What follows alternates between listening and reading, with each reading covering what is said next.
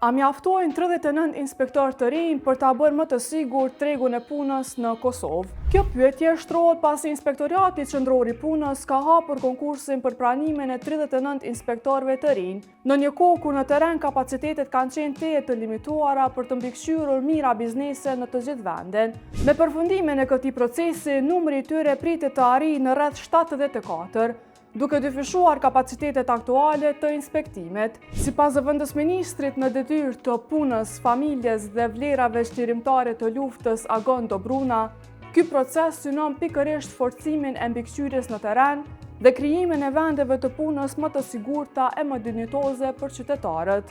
Nga 39 pozitat e shpallura, njoftohet se 24 janë dedikuar për inspektor të sigurisë dhe shëndetit në punë, ndërsa 15 për inspektor të marrëdhënieve të punës. Hapja e këtij konkursi vjen në një periudhë kur siguria në vendin e punës vazhdon të mbetet një nga sfidat më serioze në Kosovë, pas një sër aksidentesh të rënda dhe rasteve me pasoja fatale, sidomos në sektor me rrezik të lartë siç është ndërtimtaria.